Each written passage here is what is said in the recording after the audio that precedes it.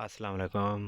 तो गाइस कैसे हैं? उम्मीद है खैरियत से होंगे। तो आज बात करते हैं ख्वाजा फ़रीद यूनिवर्सिटी रहीम ज़र ख़ान। तो इसमें इसके जो हैं स्प्रिंग के एडमिशन स्टार्ट हैं, जिसमें आप बीएस प्रोग्राम में भी एडमिशन ले सकते हैं, एमफिल में भी ले सकते हैं और इसके अलावा पीएचडी में भी ले सकते हैं।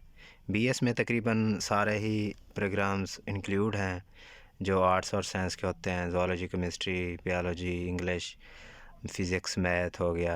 और एमफिल में भी तकरीबन सारे ही हैं। इंजीनियरिंग के भी प्रोग्राम हैं, एग्रीकल्चर के भी हैं, zoology, chemistry, commerce, Urdu, Islamic studies और पीएचडी में भी इसी तरह एडमिशन स्टार्ट हैं। तो इसकी जो लास्ट डेट है वो 8 फरवरी 2022 है। इसकी जो अप्लाई है वो आप ऑनलाइन करेंगे।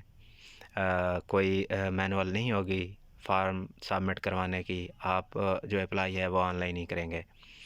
तो ये यूनिवर्सिटी रहीम ज़र ख़ान है। यहाँ पे जो स्कॉलरशिप्स होती हैं वो बहुत ज़्यादा मिलती हैं, आप स्कॉलरशिप भी ले सकते हैं। और इसकी फ़ी जो है वो मुनासिब है। अभी मैंने चेक की है तो फ़ी शो नहीं हो रही, तो मुनासिब फ़ीस ही होगी, तो आप चेक कर लीजिएगा। तो इसके अलावा आप ऑनलाइन अप्लाई करेंगे और जो इसका प्रोसीजर होगा वही होगा। आप सबसे पहले आपने वो बनाना होगा पोर्टल। तो इसके बाद इसका प्रोसीजर क्या है कि आप किस तरह टेस्ट ले सकते हैं, एंट्री टेस्ट की, या मार्क्स डिस्ट्रीब्यूशन क्या है, जैसे गैट का आप पेपर देते हैं या नेट का देते हैं। तो इसका जो गैट का पेपर होता है जो आप एमफिल के लिए देते हैं, तो एक होता है सब डिपार्टमेंटल टेस्ट सब्जेक्ट का होता है। तो इनका जो पेपर होगा एमफिल के लिए वो जो सिलेबस होगा, आपका सब्जेक्ट होगा, जैसे ज़ूलॉजी है तो उसमें से एमसीक्यूज़ काम आएंगी, जनरल पोर्शन से ज़्यादा आएंगे। अब जनरल पोर्शन आपने कभी गैट का पेपर दिया हो जो हर 3 माह बाद हेल्ड होता है, तो उसमें सारी चीज़ें मिक्स होती हैं। इंग्लिश, केमिस्ट्री के एमसीक्यूज़ होते हैं, बायो के भी होते हैं कुछ एक दो, और मैथ के भी ज़्यादा होते हैं, एनालिटिकल रीजनिंग, ये सारों के होते हैं। तो जो आप एमफिल के लिए टेस्ट देंगे तो उस टेस्ट का जो सिलेबस होगा वो जनरल होगा, वो टेस्ट में से ज़्यादा एमसीक्यूज़ नहीं आएंगे। और जब आप बीएस लेवल का देंगे इंजीनियरिंग के लिए तो उसमें आप देख रहे हैं केमिस्ट्री, मैथ, इंग्लिश, इसका होगा ये 100 नंबर का टोटल पेपर होगा और इसमें से 50 नंबर वाला पास होगा। तो ये हो गया आपके जो टेस्ट का सिलेबस है। अब मार्क्स डिस्ट्रीब्यूशन किस तरह है आप देख सकते हैं। अंडर ग्रेजुएट प्रोग्राम के लिए जो है वो 45% एफएससी उठाएंगे, 25% मैट्रिक और 30% जो आपका टेस्ट होगा नेट का। और यह मैं आपको बता दूं टेस्ट लाजमी देना है। कुछ प्रोग्राम्स हैं जिनके लिए टेस्ट नहीं है, अदरवाइज सारों के लिए प्रोग्राम के लिए टेस्ट है।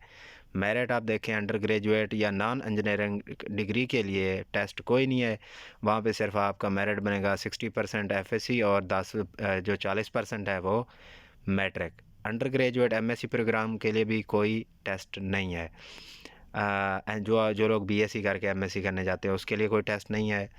और जो आप बीएस करते हैं ग्रेजुएट प्रोग्राम है एमएस एमफिल के लिए, तो उसके लिए टेस्ट होता है। बैचलर का आप देख लें 10% जो है मेरिट स्कोर्स एकेडमिक का देखेंगे, 10% जो है आपका गैट का पोर्शन होगा और 3% होगा इंटरव्यू। तो अगर आप मास्टर कर रहे हैं तो मास्टर की हुई है, मतलब बीएससी करके एमएससी आपने किया है, तो जो है मेरिट का स्कोर वो दिया गया 0.2% आपका बैचलर डिग्री कंसीडर होगी, 2% आपकी मास्टर और 10% आपका गैट पोर्शन होगा और 3% आपका क्या होगा इंटरव्यू। तो ये मार्क्स की डिस्ट्रीब्यूशन है। आप वेबसाइट पे भी इजीली आप चेक कर सकते हैं। नीचे ग्रेजुएट प्रोग्राम्स हैं उसके लिए भी क्राइटेरिया दिया गया है।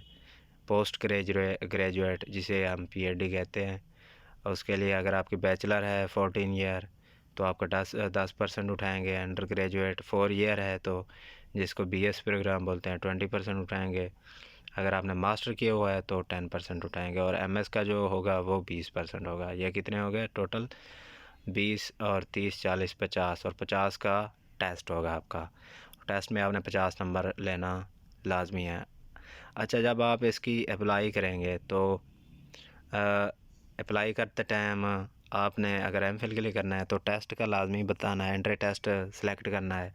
वो उधर ख्वाजा फ़रीद रहीम ज़र खान यूनिवर्सिटी भी में टेस्ट हेल्ड होगा।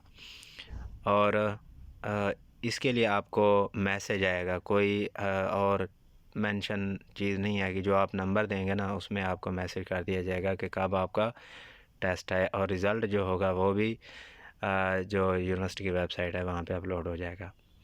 अब ये इन्फॉर्मेशन है कुछ कि कौन सा बंदा बीएस में एडमिशन ले सकता है। वो बंदा ले सकता है जिसके अपने सब्जेक्ट में 45 नंबर हों। अगर मैं कंप्यूटर में करना चाहता हूँ तो मेरे 45 मिनिमम नंबर हों। हाईएस्ट जितने भी हैं वो चलेंगे।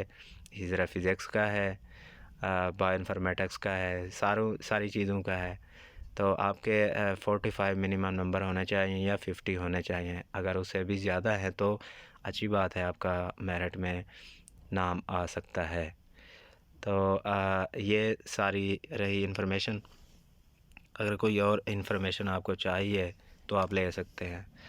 अब ये है कि एमएस ज़ूलॉजी कौन कर सकता है, जिसकी 4 ईयर ज़ूलॉजी हो की रखी हो, या बायोलॉजिकल साइंस हो, बायोलॉजी हो, वाइल्ड लाइफ हो, वो बंदा जो है एमएस ज़ूलॉजी कर सकता है।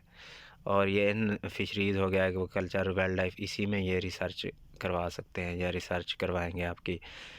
तो ये भी बेनिफिट है, ये भी अच्छे फील्ड्स हैं जिसमें ये रिसर्च करवा रहे हैं। इसी तरह बॉटनी है एमएस, आपके पास 16 ईयर एजुकेशन हो जाए, 16 ईयर, और बॉटनी की हो आपने, या बायोलॉजिकल साइंस की हो, या इसके अलावा आपने पैथोलॉजी की हो। एमएस बायोकेमिस्ट्री भी है, आप बायोकेमिस्ट्री भी कर सकते हैं। अगर आपने बीएससी ज़ूलॉजी की है, या बीएससी एमएससी केमिस्ट्री की है, या बीएससी इन्वायरमेंटल साइंस किया है, तो भी आप एमएस बायोकेमिस्ट्री कर सकते हैं। तो ये सारी चीज़ें हैं, इनके क्राइटेरिया हैं, आप यूनिवर्सिटी पे की वेबसाइट पे जाके पता कर सकते हैं। अब एंट्री टेस्ट हो गया, एंट्री टेस्ट को देखते हैं। ये है एंट्री टेस्ट। मेरिट लिस्ट की डेट जो है वो शो नहीं है, क्योंकि ये प्रीवियस जो है उनका शेड्यूल है। तो अगर आपने अप्लाई करनी है अपने मोबाइल से भी कर सकते हैं। आपके पास पिक्चर्स होनी चाहिए अपनी, मैट्रिक एफएससी रिज़ल्ट कार्ड होनी चाहिए। तो आपने पहले रजिस्टर पे जाके कलेक्ट करना है, अपनी इन्फॉर्मेशन देनी है।